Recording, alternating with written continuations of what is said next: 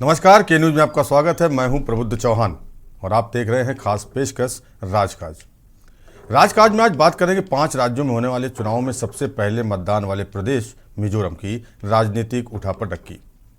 एक तरह से 2023 के इस टेस्ट से ये पता चल जाएगा कि 2024 में कौन बेस्ट रहेगा।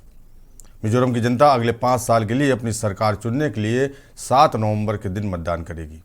5 राज्यों के चुनाव का आगाज ही मिजोरम में मतदान के साथ होगा। मिजोरम में चुनाव कार्यक्रम के ऐलान के साथ ही सियासी हलचल तेज हो गई है। सूबे की सत्ता पर काबिज मिजो नेशनल फ्रंट यानी MNF एक्टिव मोड में आ गई है, तो वहीं विपक्षी कांग्रेस भी सक्रिय हो गई है। MNF अपने उम्मीदवारों का ऐलान कर चुकी है। सीएम जोरामथंगा खुद आइजोल पूर्व 1 और deputy CM town लुइया Tuichang seat से चुनाव मैदान में है। MNF ने एक सीट को लेकर तैयारी का प्लान बनाया है। विपक्षी व्यूह भेदने के लिए रणनीति को पार्टी अंतिम रूप देने में जुट गई है। जोरामथंगा 1998 और 2003 के विधानसभा चुनाव जीतकर 10 साल मुख्यमंत्री रह चुके हैं। उनकी कोशिश 2023 में भी वही इतिहास दोहराने की है। तो वहीं दूसरी तरफ कांग्रेस भी 5 साल बाद सत्ता में वापसी के लिए पूरा जोर लगा रही है। पूर्व सीएम लालथन हलवा एक्टिव हैं और सूबे में अलग अलग विधानसभा सीटों के दौरे कर रहे हैं। नेताओं और कार्यकर्ताओं के साथ बैठकें कर रहे हैं। लाल दुहान भी चुनावी लड़ाई और त्रिकोणीय बनाने में की कोशिश में जुटे हुए हैं। लाल दुहान की पार्टी जोराम पीपुल्स मूवमेंट भी जमीन पर अपनी तैयारियों को अंतिम रूप देने में जुट गई है। साल 2018 के चुनाव में तब की सत्ताधारी कांग्रेस को करारी शक्ति मिली थी। पार्टी महज 5 सीटें ही जीत सकी थी और तत्कालीन मुख्यमंत्री लालथन हलवा अपनी सीट भी नहीं बचा पाए थे। जोरामथंगा के नेतृत्व वाली मिजो नेशनल फ्रंट को 40 सदस्यों वाली मिजोरम विधानसभा की 26 सीटों पर जीत मिली थी। जोराम पीपुल्स मूवमेंट 8 सीटें जीतकर दूसरी सबसे बड़ी पार्टी के रूप में उभरी थी। मिजोरम विधानसभा की 40 में से 39 सीटें एसटी के लिए आरक्षित है। प्रदेश की केवल 1 सीट सामान्य है। एससी के लिए सूबे में कोई भी सीट आरक्षित नहीं है। करीब 9 लाख मतदाताओं वाले पूर्वोत्तर के इस राज्य में बीजेपी भी जोरामथंगा के नेतृत्व वाली सरकार के समर्थन में है। हालांकि संसद के मानसून सत्र में केंद्र सरकार के खिलाफ आए अविश्वास प्रस्ताव पर MNF विपक्ष के साथ खड़ी नजर आई थी। सीएम जोरामथंगा ने कहा था कि हम एनडीए के साथ हैं, लेकिन केंद्र की हर नीति का समर्थन नहीं करते। उन्होंने ये भी कहा था कि हम एनडीए से नहीं डरते हैं। मिजोरम में CAA लागू हुआ तो गठबंधन तोड़ देंगे। इसके बाद बीजेपी की मिजोरम इकाई ने पलटवार करते हुए जोरामथंगा को गठबंधन तोड़ लेने की चुनौती भी दे डाली थी। चुनाव में MNF और बीजेपी के गठबंधन को लेकर भी संशय बना हुआ है। मिजोरम प्रदेश में चुनाव की तारीख घोषित होते ही सत्ताधारी SNF को झटका लगा है। मिजोरम विधानसभा अध्यक्ष के लालल रिनलियाना सेलो ने गुरुवार 12 अक्टूबर को विधानसभा चुनाव से पहले इस्तीफा दे दिया था। इसके बाद वो बीजेपी में शामिल हो गए। ये तब हुआ है जब 2018 के विधानसभा चुनाव में 40 सीट जीतने वाले सेलो को राज्य में आगामी विधानसभा चुनाव के लिए सत्तारूढ़ पार्टी द्वारा टिकट देने से इनकार कर दिया गया। इससे पहले भी 8 दिनों में 7 विधायकों ने अपना इस्तीफा दे दिया है, जिनमें कांग्रेस विधायक KT रोखाव और पूर्व मंत्री के बेईचुआ भी शामिल हैं। रोका सत्तारूढ़ मिजो नेशनल फ्रंट में शामिल हो गए और पलक से चुनाव लड़ेंगे, जबकि बेचुआ, जिन्हें जनवरी में MNF द्वारा निष्कासित कर दिया गया था, भाजपा के टिकट पर अपने गृह क्षेत्र सियाहा से चुनाव लड़ेंगे। मुख्यमंत्री जोरामथंगा के नेतृत्व वाली वर्तमान मिजोरम विधानसभा 17 दिसंबर को अपना कार्यकाल समाप्त करने वाली है। कांग्रेस के पूर्व अध्यक्ष राहुल गांधी ने बीते सोमवार यानी 16 अक्टूबर को मिजोरम में होने वाले विधानसभा चुनाव के लिए पार्टी का प्रचार शुरू कर दिया। 2 दिनों के दौरे पर आइजोल पहुंचे राहुल गांधी ने शहर में एक विशाल पदयात्रा भी निकाली थी। इस दौरान कांग्रेस समर्थकों और जनता ने उनका जोरदार स्वागत किया था। यात्रा के दौरान राहुल गांधी को सड़क के दोनों ओर खड़ी जनता से हाथ मिलाते हुए और उनसे मिलने आए लोगों से बातचीत करते हुए भी देखा गया। इस पदयात्रा के बाद कांग्रेस नेता राहुल गांधी ने छात्रों के साथ बातचीत भी की थी। इसके अलावा उन्होंने एक सार्वजनिक सभा को संबोधित किया था, जिसमें उन्होंने मणिपुर हिंसा को लेकर प्रधानमंत्री नरेंद्र मोदी पर जमकर निशाना साधा था। उन्होंने कहा था, कुछ महीने पहले मैं मणिपुर गया था। मणिपुर के विचार को बीजेपी ने खात्म कर दिया है। अब तो वो एक राज्य नहीं बल्कि 2 राज्य बन गए हैं। लोगों की हत्या कर दी गई और महिलाओं के साथ छेड़छाड़ की गई, लेकिन प्रधानमंत्री को वहां जाना महत्वपूर्ण नहीं लगता है। और क्या कुछ कहा था राहुल गांधी ने, सुनाते हैं आपको।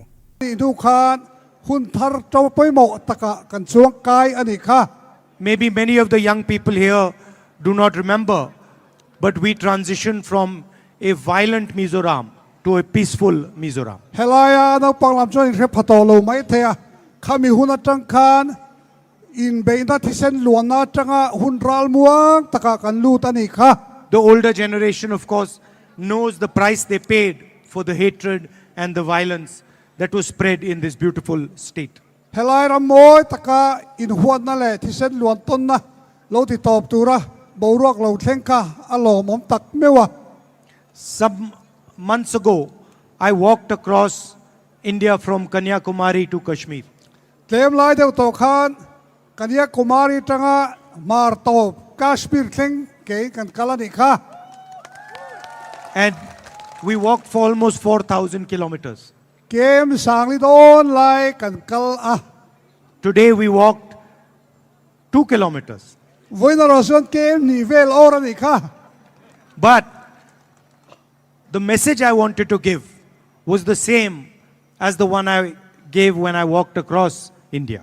อามาเราจะคุไลกันไลมีเท้าค่ะกัทุรันเกนจุนี่เอ The idea of Bharat Jodo, One India, อินเดียรัมปุ่มขัดเอาเทนตูค่ะตูนักกันทุกเกนเท้าเฮนี่ that respects each other and itself, มานี่มีดังเตะจะเทียมต้นตาเต that is tolerant, ละตอร์เทนเต that learns from other ideas, other religions, other languages, มีดังกัลจระจังเตมีดังสักขวานจังเตจิรตูเลงไอสานสักนั่นเตอมันนี่ and that loves itself as a whole.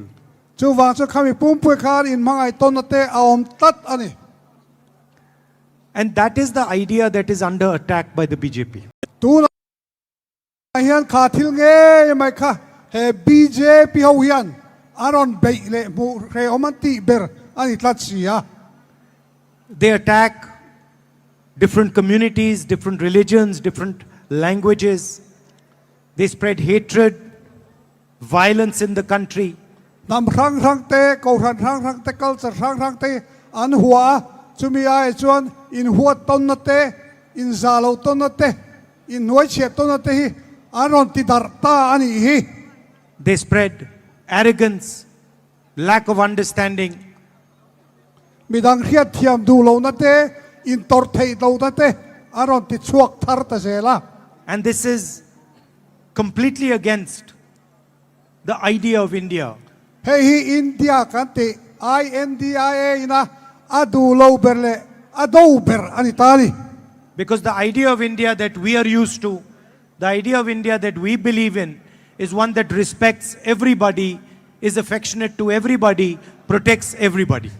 BJP ลลมาตูนมาอินเดียกันนันตีนะชูงามีซงซงเล culture เลสักขัวซงซงจะอันหลอนัตเตค่ะกันดวนอีย Some months ago, I went to Manipur เรวักลวกัลตาคานมณิปุระเตกหันกะละ and I could not believe what I saw. กะหันบุคทิลโอยอมโปฮาร์กติยา The idea of Manipur has been destroyed by the BJP. มณิปุรกันติค่ะอันติเชเวกตอนที่ BJP เอาเฮียน It is no longer तो सुना आपने राहुल गांधी ने किस तरह से BJP और मोदी को निशाना बनाया था। यहाँ रुकेंगे ब्रेक के लिए। ब्रेक के बाद आपको बताएंगे कि राज्य में विधानसभा चुनाव में गठबंधन किस तरह से त्रिकोणीय लड़ाई में फंसा हुआ है। ब्रेक के बाद आपका स्वागत है। विधानसभा चुनाव में देखने वाली बात यह होगी कि क्या जोरामथंगा मिजोरम में 20 साल पुराना इतिहास दोहरा पाएंगे। मिजोरम के चुनाव में सत्ताधारी मिजो नेशनल फ्रंट और बीजेपी का गठबंधन त्रिकोणीय लड़ाई में फंस गया है। सत्ताधारी गठबंधन को इस बार जोराम पीपुल्स मूवमेंट और कांग्रेस की मजबूत चुनौती का सामना करना पड़ रहा है। मिजोरम चुनाव में कांग्रेस ने फर्स्ट टाइमर दांव चल दिया है। पार्टी ने 39 उम्मीदवारों की पहली सूची जारी की, जिसमें 21 नए चेहरे हैं। मिजोरम में कांग्रेस राहुल गांधी के फार्मूले पर आगे बढ़ती नजर आ रही है। मिजोरम में कांग्रेस का पर्याय रहे लालथन हलवा के राजनीति से संन्यास लेने के बाद ये उनका पहला विधानसभा चुनाव है और इस चुनाव में मिजोरम में अपने पूर्व अध्यक्ष राहुल गांधी के फार्मूले पर आगे बढ़ती कांग्रेस नजर आ रही है। राहुल गांधी राजनीति में नए चेहरों को मौका देने की वकालत करते रहे हैं और मिजोरम की सत्ता में वापसी की कोशिश में जुटी कांग्रेस सूबे में इसी फार्मूले पर आगे बढ़ चली है। कांग्रेस उम्मीदवारों की लिस्ट में सिटिंग विधायकों का टिकट बरकरार रखा गया है, साथ ही नए चेहरों को भी मौका दिया गया है। कांग्रेस ने 21 फर्स्ट टाइमर्स पर दांव लगाया है। कांग्रेस ने सूबे की सरकार में मंत्री रह चुके 7 नेताओं को भी टिकट दिया है। गौरतलब है कि 4 बार के पूर्व मुख्यमंत्री लालथन हलवा ने नवंबर 2021 में राजनीति से संन्यास ले लिया था। पिछले 30 साल से सूबे में मुख्यमंत्री की कुर्सी पर या तो जोरामथंगा या फिर लालथन हलवा ही काबिज रहे हैं। नॉर्थ ईस्ट के राज्य मिजोरम में आम आदमी पार्टी भी विधानसभा चुनाव लड़ेगी। इसकी जानकारी देते हुए आम आदमी पार्टी के नॉर्थ ईस्ट राज्यों के प्रभारी राजेश शर्मा ने लोगों से कहा था कि हम लोगों ने आपके राष्ट्रीय संयोजक अरविंद केजरीवाल से मुलाकात की थी। इस दौरान नॉर्थ ईस्ट राज्यों के लोगों की विभिन्न समस्याओं के साथ साथ आम आदमी पार्टी के संगठन और आगामी चुनावों के मुद्दे पर विस्तार से चर्चा की गई थी। आम आदमी पार्टी ने नॉर्थ ईस्ट के राज्यों में भी सक्रिय राजनीति की भूमिका निभाने का फैसला लिया है। पार्टी इन राज्यों में अपने संगठन का विस्तार तेजी से करेगी। पार्टी ने इसकी शुरुआत मिजोरम में होने वाले विधानसभा चुनाव से करने का फैसला लिया है। नॉर्थ ईस्ट राज्यों के प्रभारी राजेश शर्मा ने बीते दिनों पार्टी मुख्यालय में प्रेस वार्ता की थी और मिजोरम विधानसभा चुनाव लड़ने की घोषणा की थी। उन्होंने बताया था कि संगठन विस्तार के लिए कोऑर्डिनेशन कमेटी और नॉर्थ ईस्ट प्रकोष्ठ का गठन कर रही है। नॉर्थ ईस्ट की जनता शिक्षा, स्वास्थ्य, महंगाई और बेरोजगारी समेत कई समस्याओं से जूझ रही है। उनका कहना था कि लोगों को यकीन है कि इन समस्याओं का समाधान सिर्फ आम आदमी पार्टी ही दे सकती है। उनकी आकांक्षाओं को ध्यान में रखते हुए पार्टी ने यह फैसला लिया है। इस दौरान आप नागालैंड के प्रदेश संयोजक आसू काहो, त्रिपुरा के सह प्रभारी अबुजम उमापाड़ा लुवांग भी मौजूद रहे थे।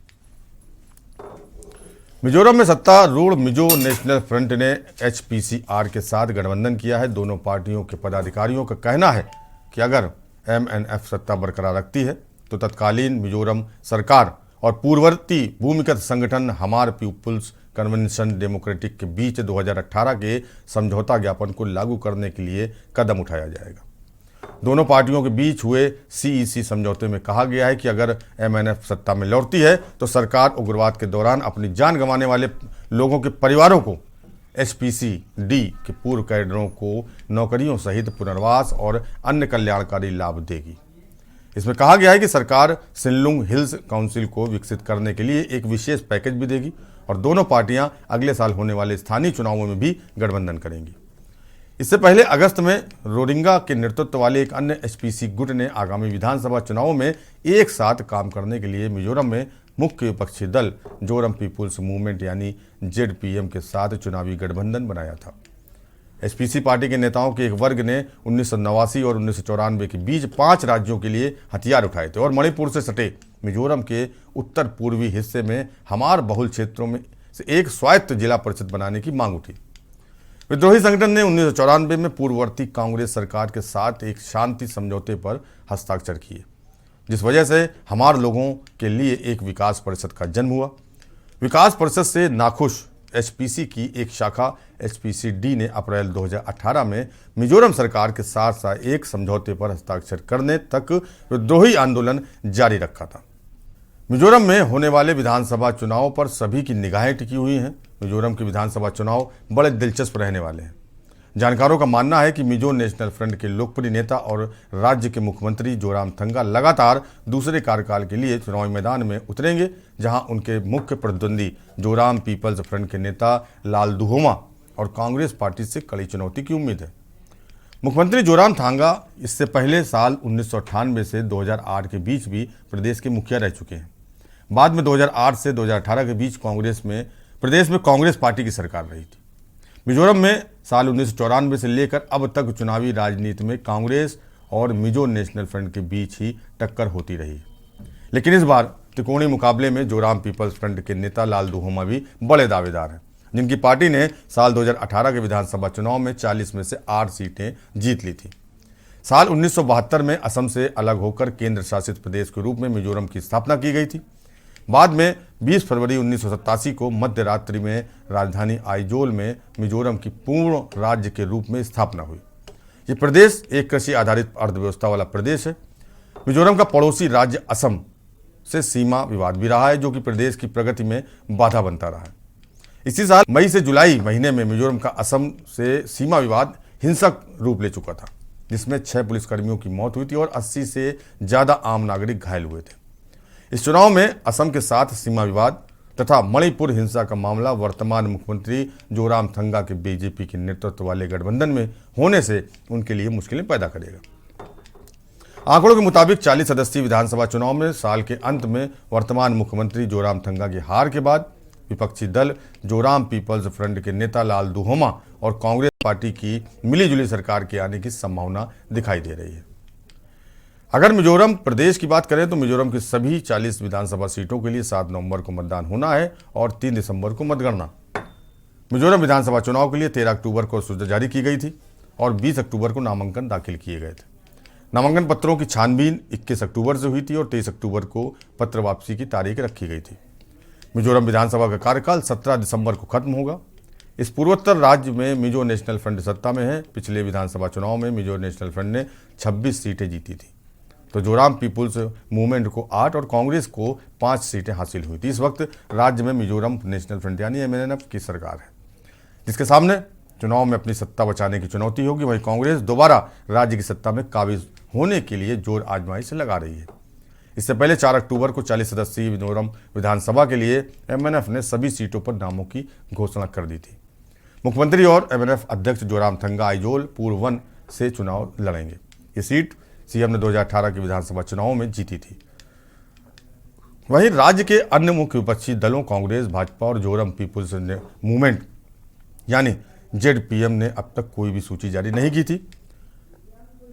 वर्तमान में सियासी समीकरण की बात करें तो इस वक्त 40 सदस्यीय मिजोरम विधानसभा में MNF के 28, कांग्रेस के 5, JDF के 1 और भाजपा के 1 विधायक हैं।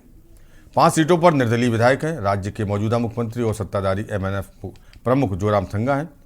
MNF इस बार भी उनके चेहरे के साथ ही चुनाव में जाएगी। वहीं भाजपा के रुख की बात करें तो वो इस चुनाव में सामूहिक नेतृत्व के जरिए जनता के सामने जा रही है। मिजोरम भाजपा अध्यक्ष बनलाल हमुआका राज्य के चर्चित चेहरों में गिने जाते हैं। पार्टी यहां अपने आंकड़ों को और मजबूत करने की राह तलाश रही है। कांग्रेस के लिए मुख्यमंत्री पद की रेस में कई चेहरों की चर्चा होती है। इनमें मिजोरम प्रदेश कांग्रेस कमेटी के अध्यक्ष लाल सावता शामिल हैं। चुनाव प्रचार में सत्ताधारी MNF के लिए जोरामथंगा ही सबसे बड़े चेहरे हैं। फिलहाल प्रदेश में कांग्रेस और भाजपा के लिए स्थानीय नेतृत्व सक्रिय नजर आ रहा है। भाजपा पार्टी के चुनाव प्रचार के लिए मोदी सरकार की योजनाओं को प्रमुखता दी जा रही है। इस चुनाव में राज्य में महिलाओं, युवाओं और मजदूरों से जुड़े मुद्दे हावी हैं। इन मुद्दों को लेकर विपक्षी दल सरकार को घेर रहे हैं। किसानों के मुद्दों को भी पार्टियां लगातार उठा रही हैं। भाजपा ने कहा है कि उसकी सरकार स्वरोजगार शुरू करने वालों को 5 लाख रुपए की वित्तीय मदद देगी। पार्टी ने किसानों को ब्याज मुक्त किसान क्रेडिट कार्ड ऋण प्रदान करने के अपने लक्ष्य को भी सामने रखा है।